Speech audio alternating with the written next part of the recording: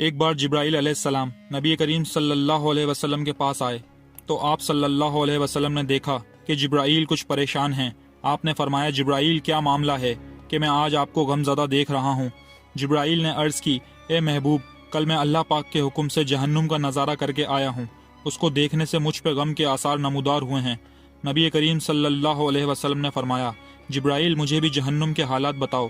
جبرائیل نے عرض کی جہنم کے کل 7 درجے ہیں، ان میں جو سب سے نیچے والا درجہ ہے اللہ اس میں منافقوں کو رکھے گا، اس سے اوپر والے 6 درجے میں اللہ تعالیٰ مشرکوں کو ڈالیں گے، اس سے اوپر والے 5ویں درجے میں اللہ سورج اور چاند کی پرستش کرنے والوں کو ڈالیں گے، 4تھے درجے میں اللہ پاک آتش پرست لوگوں کو ڈالیں گے، 3رے درجے میں اللہ پاک یہود کو ڈالیں گے، 2 درجے میں اللہ پاک عیسائیوں کو ڈالیں گے۔ یہ کہہ کر جبرائیل علیہ السلام خاموش ہو گئے تو نبی کریم صلی اللہ علیہ وسلم نے پوچھا جبرائیل آپ خاموش کیوں ہو گئے؟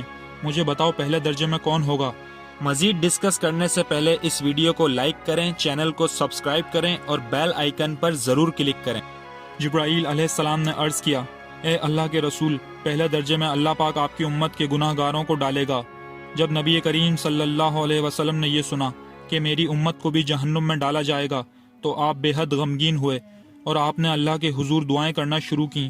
3 دن ایسے گزرے کہ اللہ کے محبوب مسجد میں نماز پڑھنے کے لیے تشریف لاتے، نماز پڑھ کر حجرے میں تشریف لے جاتے اور دروازہ بند کر کے اللہ کے حضور رو رو کر فریاد کرتے۔ صحابہ حیران تھے کہ نبی کریم صلی اللہ علیہ وسلم پر یہ کیسی کیفیت طاری ہوئی ہے کہ مسجد سے حجرے جاتے ہیں، گھر بھی تشریف لے کر نہیں جا رہے۔ جب تیسرا دن ہوا تو سیدنا ابو بکر صدیق رضی اللہ تعالیٰ عنہ سے رہا نہیں گیا، وہ دروازے پر آئے، دستک دی اور سلام کیا، لیکن سلام کا جواب نہ آیا۔ آپ روتے ہوئے سیدنا عمر رضی اللہ تعالیٰ عنہ کے پاس آئے اور فرمایا میں نے سلام کیا لیکن سلام کا جواب نہ پایا، لہٰذا آپ جائیں، آپ کو ہو سکتا ہے سلام کا جواب مل جائے۔ آپ گئے تو آپ نے 3 بار سلام کیا لیکن جواب نہ آیا۔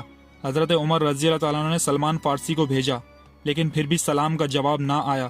حضرت سلمان فارسی نے واقعے کا تذکرہ حضرت علی رضی اللہ تعالیٰ عنہ سے کیا۔ انہوں نے سوچا جب اتنے عظیم شخصیات کو سلام کا جواب نہ ملا تو مجھے بھی خود نہیں جانا چاہیے، بلکہ مجھے ان کی نور نظر بیٹی فاطمہ رضی اللہ تعالیٰ عنہ کو بھیجنا چاہیے۔ لہٰذا آپ نے فاطمہ رضی اللہ تعالیٰ عنہ کو سب احوال بتا دیا۔ آپ حجرے کے دروازے پر آئیں، ابا جان السلام علیکم۔ بیٹی کی آواز سن کر محبوب کائنات اٹھے، دروازہ کھولا اور سلام کا جواب دیا۔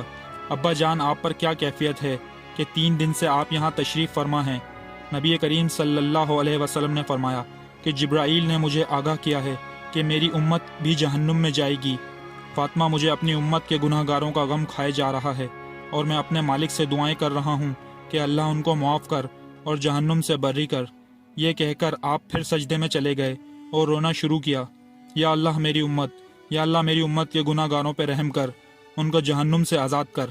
کہ اتنے میں اللہ کا حکم آ گیا اے میرے محبوب غم نہ کر، میں تم کو اتنا عطا کر دوں گا کہ آپ راضی ہو جائیں گے۔ آپ خوشی سے کھل اٹھے اور فرمایا لوگوں، اللہ نے مجھ سے وعدہ کر لیا ہے کہ وہ روز قیامت مجھے میری امت کے معاملے میں خوب راضی کرے گا، اور میں اس وقت تک راضی نہیں ہوں گا جب تک میرا آخری امتی بھی جنت میں نہ چلا جائے۔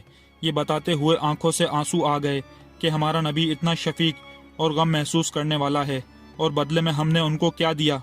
آپ کا 1 سیکنڈ اس پیغام کو دوسرے لوگوں تک پہنچانے کا ذریعہ بن سکتا ہے۔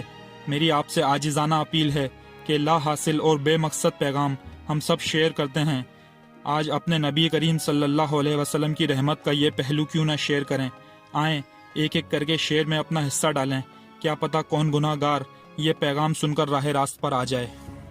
یاد رہے کہ آگاہی تمام انبیاء علیہ السلام کی سنت ہے، جبکہ آج یہ سنت مٹ چکی ہے، لہٰذا اس سنت کو زندہ کرتے ہوئے اس ویڈیو کو بار بار سنیں اور دوسروں تک پہنچائیں۔ دوستوں چینل کو سبسکرائب کرنا مت بھولیے، ویڈیو کو لائک کریں، شیئر کریں اور کمنٹ سیکشن میں اپنی رائے کا اظہار ضرور کریں۔